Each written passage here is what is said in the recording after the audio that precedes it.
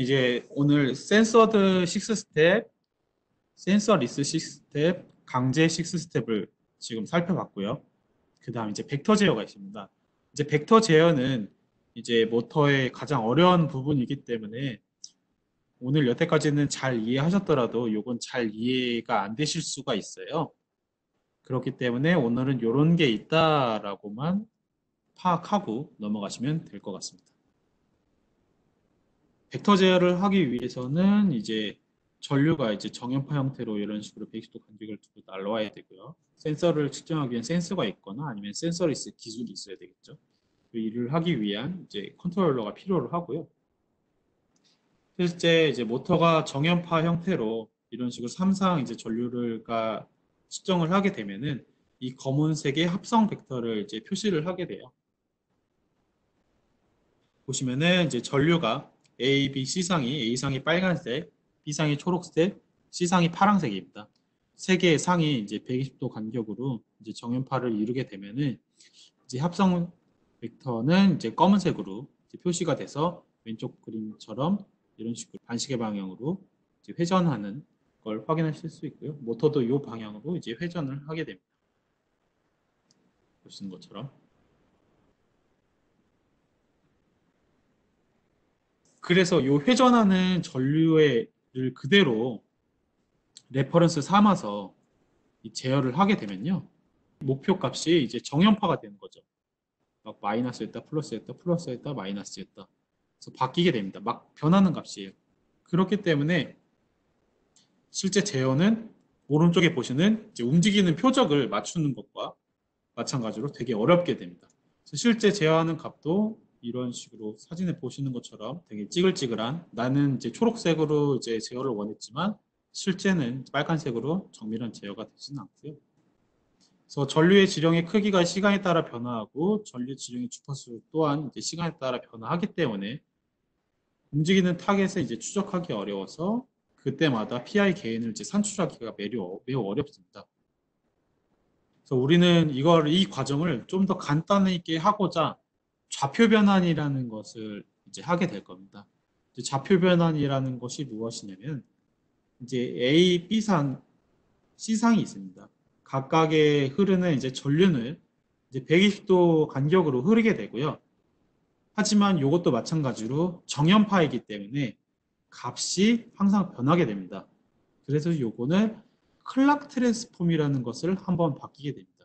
이 클락 트랜스폼이라는 것이 무엇이냐면은 A는 A로 그대로 두고요. B와 C를 합성 베타를 만듭니다. 예를 들어서 지금 이 상태는 이제 베타가 이제 0인 거죠. 알파는 이만큼이고요. 이제 베타는 0인 거죠. 그래서 지금 이렇게 되고요. 이렇게 되지 않고 만약에 알파 A, B, C가 되면은 A, E, C가 되면요. 요게 두 개의 합성 벡터이기 때문에 이렇게 되는 거죠. 그래서 요 항이 이제 베타가 되는 겁니다. 그래서 다시 말씀드리면 A는 그대로 두고요. B와 C를 합성 벡터로 만들어서 베타라는 축을로 다시 만들어줍니다. 이거 다 지금 평면상에 그리는 거고요. 그렇게 되면은 알파와 베타는 이 90도 간격을 둔 위상의 값으로 변하게 됩니다. 그러면 보시는 것처럼 이 두 개, 세 개의 정연파가 두 개의 정연파로 바뀌고요. 여기에서 한번 이제 팍스 트랜스폼이라는 것을 하게 됩니다. 팍스 트랜스폼은 어떤 거냐면은 모터가 회전하는 축에 의해서 좌표 변환을 한번 더 해주면요.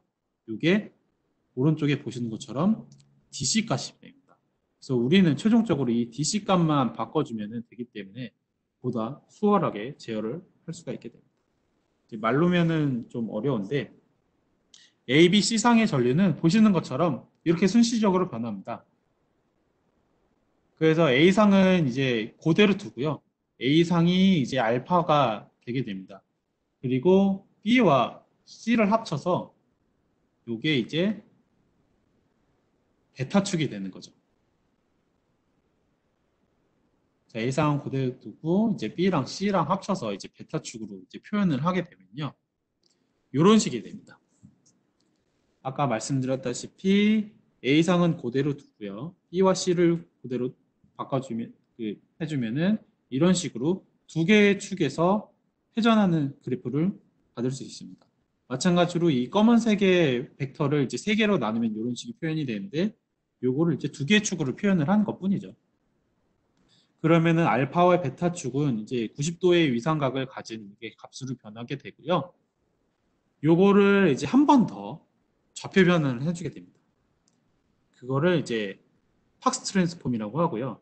이 좌표 변환의 의미는 지금 알파와 베타 축은 여기에서 이제 고정되어 있잖아요. 이 고정되어 있는데 고정되어 있지 않은 팍스 트랜스폼은 어떤 의미냐면은 이 지금 회전하는 이 빨간 지금 회전하는 거의 속도에 맞춰서 이 축 자체를 회전시키는 겁니다. 그러면 이제 축 자체를 회전시키면요. 지금 보시는 것처럼 이 회전축을 이제 D축과 이제 Q축이라고 말을 하는데요. 보시면은 이제 축 자체를 이제 회전하는 이제 벡터에 의해서 동일한 속도로 회전하게 되면은 이렇게 같은 크기를 가지고 있는 것을 이제 확인할 수 있습니다.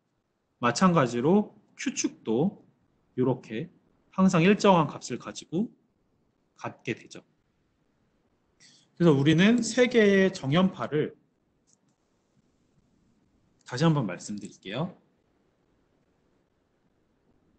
원래 모터는 이 120도의 위상차를 가지고 지금 그림과 같이 이제 회전을 하고 있고요.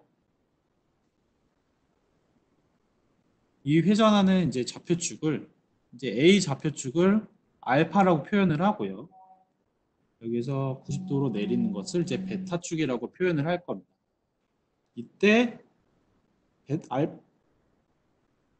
B상과 C상을 이제 합쳐서 베타축이라고 이제 표현을 할 거고요. 그렇게 되면은 이런 식의 그림이 되게 됩니다. 알파축과 베타축은 이제 90도 간격 위상 차를 가지고 회전을 하게 되고요. 그래서 세 개의 정연파가 이제 두 개의 정연파로 이제 줄어들었죠. 한 번 더 하게 되면은 그럼 그 다음은 이 회전하는 이제 축 속도에 맞춰서 이 알파축과 베타축 자체를 회전시키는 겁니다. 그러면은 그때 이제 D축과 Q축이라고 하고요. 그때 보면은 D축 값도 항상 고정된 값 크기를 가지고 있는 걸 확인할 수 있고요. 마찬가지로 Q축도 항상 고정된 값을 가지고 있는 것을 확인할 수 있습니다. 그래서 우리는 정연파에서 세 개의 정연파에서 두 개의 정연파, 그 다음에 고정된 DC 값으로 좌표 변환을 통해서 값을 얻었습니다. 이때 D축에는 이제 자속 성분이 이제 포함되어 있고요. Q축에는 이제 토크 성분이 포함이 되어 있습니다. 보통 이제 자속 성분을 0으로 제어를 하고 내가 원하는 전류의 크기를 이제 토크 성분으로 몰빵해서 만들게 됩니다.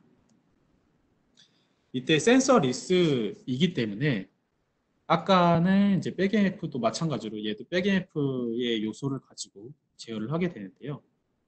이것도 그냥 이런 게 있다라고 생각하고 그냥 넘어가세요. 만약에 이때 전압이 있고 이때 흐르는 전류가 I라고 합니다. 그러면은 이 저항에 걸리는 전압은 I, R이고요. 인덕터에 흐르는 전압은 이렇게 표현이 됩니다.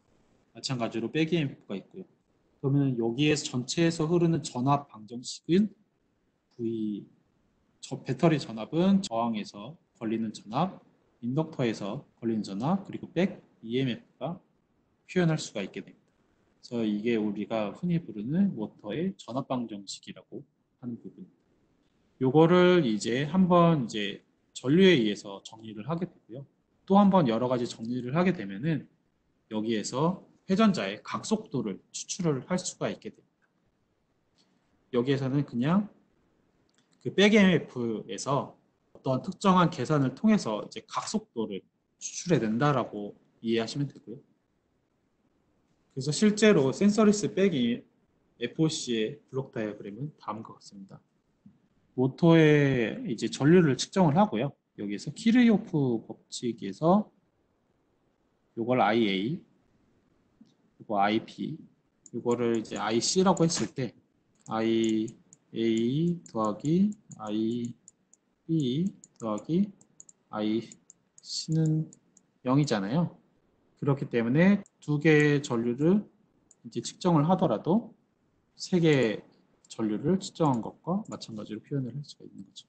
그래서 전류를 측정을 하고 클락 트랜스폼으로 두 개로 정연파로 바꾸고요. 한 번 더 좌표변을 해서 DC로 바꿔주게 됩니다.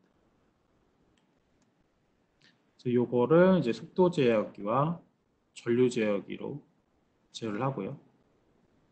그리고 이때 좌표변에서 사용하는 거는 이제 추정한 각도를 가지고 사용을 하게 됩니다. 그렇게 되면은 파란색이 엔코더로 추정한 값이고요. 이게 빨간색이 이 백F PLL 방식, 추정 방식을 통해서 추정한 이제 값입니다. 약간의 오차는 있지만 이제 거의 동일한 것을 이제 확인할 수가 있는 거죠.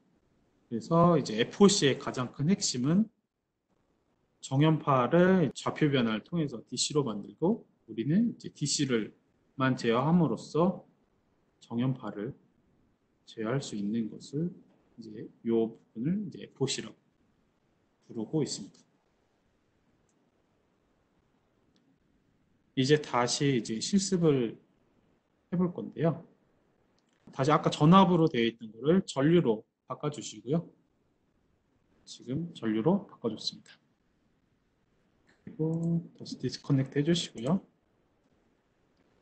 이전 프로젝트는 닫아주시고 이제 랩 4를 열어주시기 바랍니다. 지금 벡터 제어는 이제 코드 자체가 너무 복잡하기 때문에 이제 코드 자체 설명은 따로는 안 드릴 거고요. 대신 X2C로 여러 가지를 한번 테스트를 해보도록 하겠습니다. 지금 랩 4를 열었고요. 한번 빌드 해주시고요.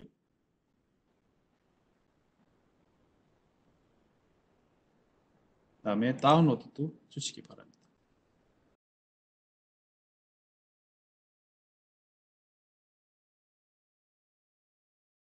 셀렉트 프로젝트에서 랩 4로 바꿔주시고요. 그 다음에 컴포트 업데이트 해주시고 연결해 주시면은 정상적으로 연결되는 것을 확인할 수가 있고요. 이때 모터 돌아가는 거를 한번 소리를 한번 들어보시면은 이제 완벽히 다른 것을 확인할 수 있습니다. 순서대로 갈게요. 다시 랩 3을 열어서 다운로드를 할고요.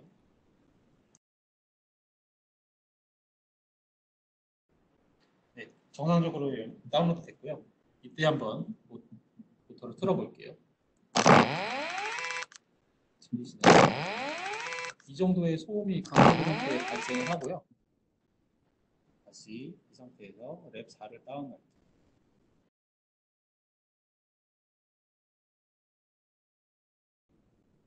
네, 정상적으로 이제 다운로드 됐고요.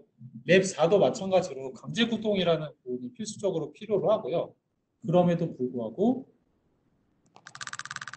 네, 소리가 거의 안 나서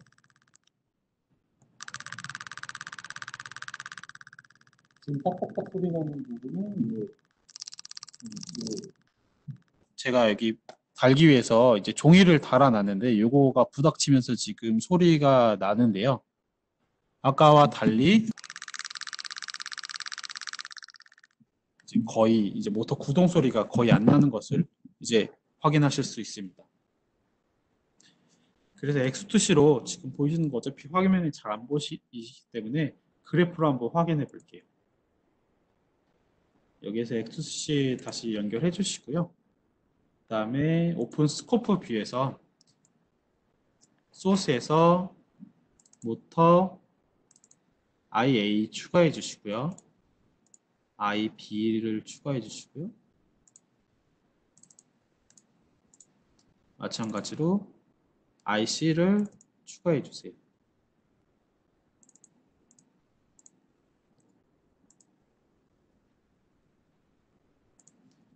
네, 그 다음에 이제 모터 돌리겠습니다.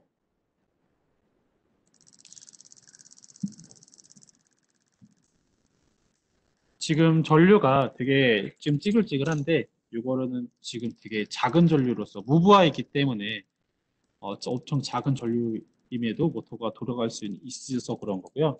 만약에 제가 손으로 잡아서 약간의 부하를 주게 되면은 지금 보시는 것처럼 이제 정연파 형태를 확인하실 수 있습니다. 이 상태에서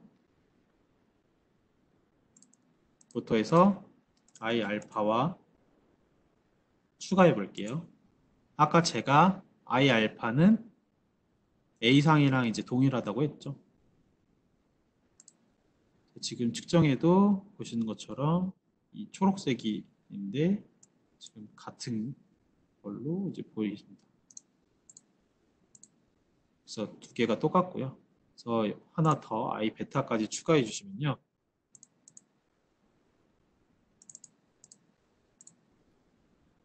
보시는 것처럼 이 빨간색이 A상이고요. 파란색이 B상입니다. 빨간색과 B상에 이제 120도 위상차라고 했잖아요.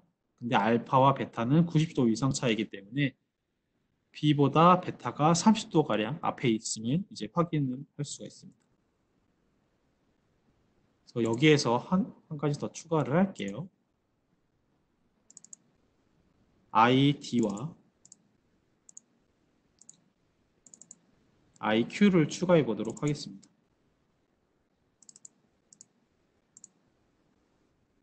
지금 무브화이기 때문에 엄청 뭐 이상한 노이즈 파형이 보이는데요.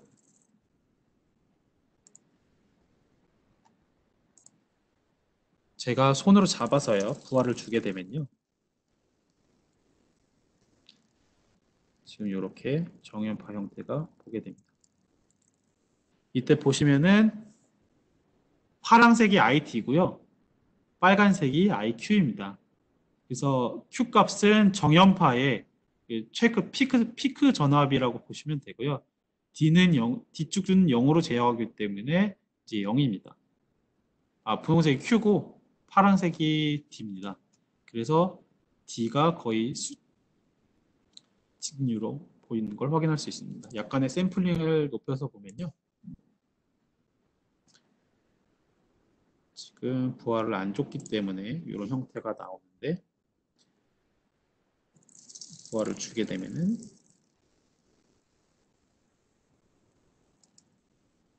네, 지금 보시는 것처럼